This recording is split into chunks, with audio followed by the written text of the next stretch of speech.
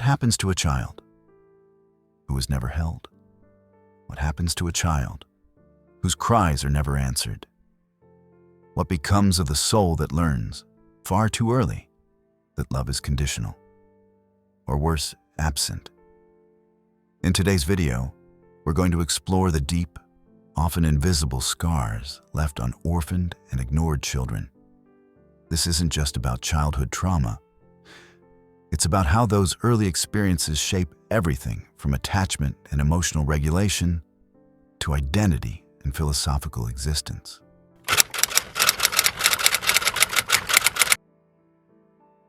From the moment we're born, before we learn to walk, speak, or even think in words, our brains are already doing something extraordinary.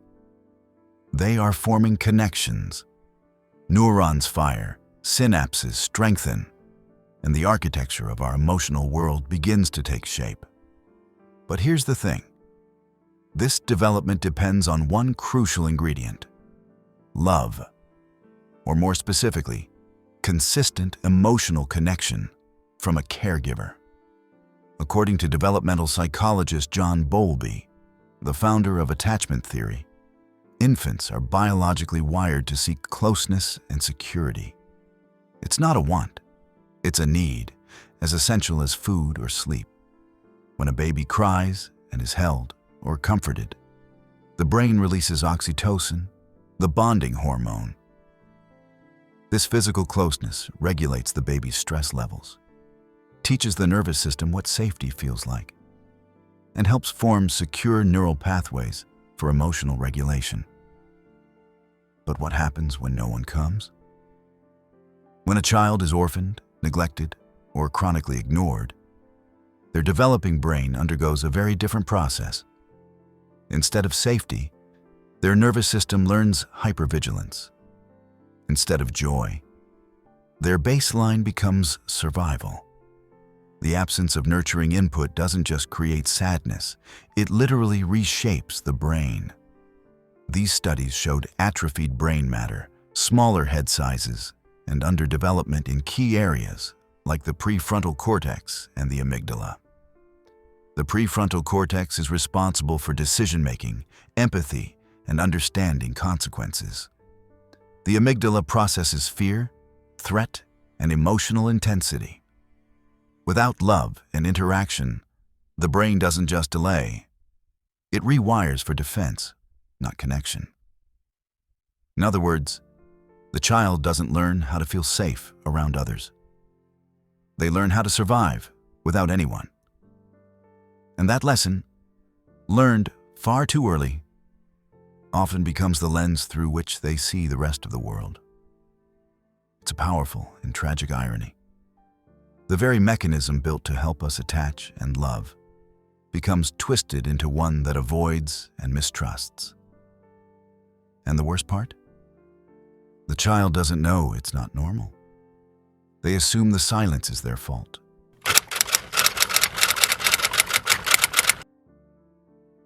When a child grows up without emotional support, without being held, listened to, or understood, the damage doesn't end when childhood does.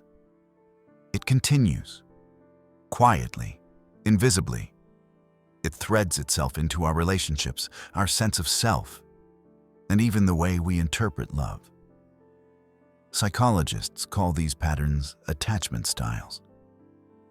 But for most of us, they just feel like parts of our personality, like this is just the way we are. But the truth is, they often come from how we were treated when we were too young to even remember. If a child was consistently nurtured, when they cried, someone came. When they were scared, someone held them. They usually grow up feeling safe in relationships. They're open, trusting, and emotionally present. They feel worthy of love without needing to fight for it. This is what secure attachment looks like. But not everyone gets that start. Now imagine a child whose caregiver was unpredictable, sometimes loving, sometimes cold, one day present, the next distant. That child starts to fear inconsistency more than anything. And so they become hypervigilant. They cling, they worry, they question their worth constantly. As adults, these people often find themselves anxiously attached. They might say things like, "Why aren't they texting back?" Or, "Did I do something wrong?" They feel like they're too much, but they're not. They're just afraid of being abandoned, because once they were. Then there are those who learned early that no one would come, that showing emotion led to nothing, or worse, punishment. These children adapt by shutting down. They stop reaching out. They learn that needing others is dangerous. And so, they grow up with avoidant attachment. Adults who carry this often say, "I don't do feelings," or "I need space."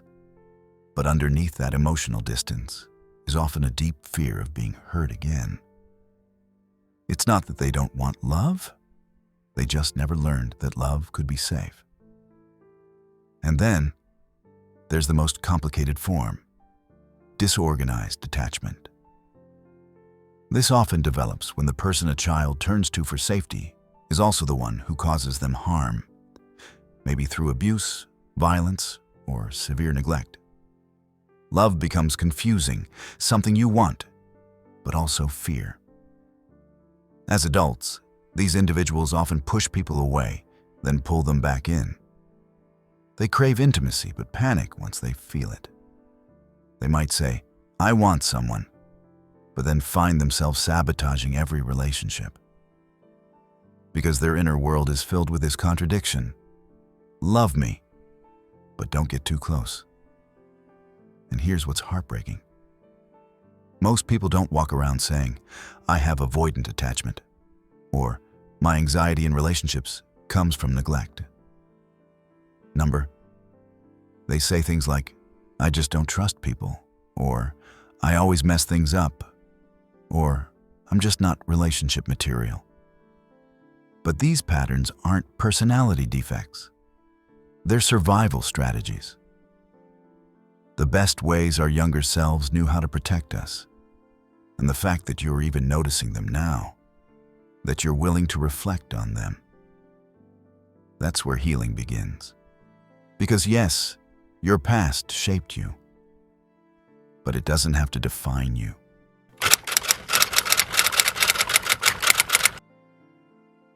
There's something deeper about being orphaned or feeling like an emotional orphan that goes beyond psychology. It becomes something existential, a symbol, a metaphor for the human condition itself. Because at some point, whether we were literally orphaned or just felt invisible in our own homes, many of us come face to face with a terrifying realization. We are alone, not just physically, but spiritually, emotionally. The people we expected to guide us, protect us, shape us, they weren't there or they failed us. And so we were left to build a self from scraps, from guesses, from silence. In mythology, orphans often become heroes. Think of Harry Potter, Batman, even ancient stories like Moses or Oedipus. The orphan is the one cast out of comfort into the unknown, into the chaos of the world. But that's where the transformation happens. Because when you have no place to return to, no parental home to carry you, you have to become your own foundation.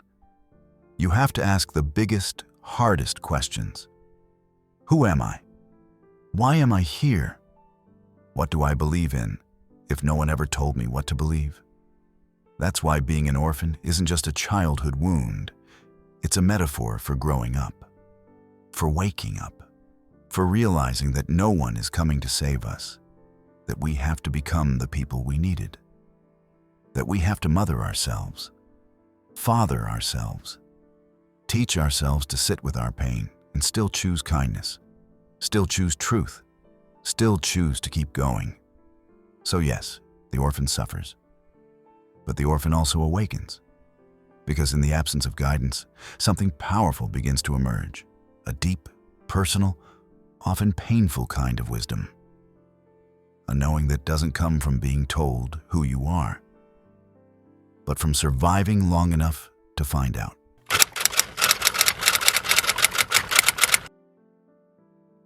But survival isn't the end of the story. Being ignored, abandoned, or orphaned leaves scars. But scars aren't signs of weakness. They're proof that you've healed, at least enough to keep moving. And now, in adulthood, we're given a strange and beautiful opportunity to rewrite the script. Because even if your early life taught you that you were unlovable, replaceable, or invisible, none of that is fixed. The brain changes, the heart softens, the story bends. Healing is real, but it's not loud. It doesn't always come with tears or breakthroughs. Sometimes it's just sitting with yourself, listening to the emotions you were once taught to silence. It's feeling anger and not running from it. Feeling sadness and not numbing it. Learning that your emotions are not problems, they're messages, and they're yours. It's also learning to trust again, slowly, carefully. Letting people in, not because they'll complete you, but because you deserve connection. You deserve to be witnessed. And not just the strong, capable version of you, all of you, even the scared parts, especially the scared parts. And maybe most of all, it's about choosing yourself over and over, because the world may not have loved you the way you needed. But that doesn't mean you were unworthy of love. It only means the people around you were unequipped to give it. Now you get to change that. Now you get to learn what care feels like. You get to unlearn shame. You get to become the safe space you never had. And somewhere in that quiet journey back to yourself, you realize something. You were never broken. You were just protecting the most sacred parts of you until it was safe to feel again. And now, it's safe. If you grew up feeling unwanted or alone, know this. Your pain is real, and your story matters. The past doesn't define you. It's just a starting point. Every day you choose kindness toward yourself. You're healing and showing courage. You're not defined by the love you didn't get, but by the love you can still give to yourself and others. You're not broken or too late. You're here, and that's enough. Thank you for listening. You are seen, you are worthy, and you are not alone. If this spoke to you, consider subscribing. This channel is a space to explore the mind and heart. Until next time, be gentle with yourself. You're already healing just by being aware.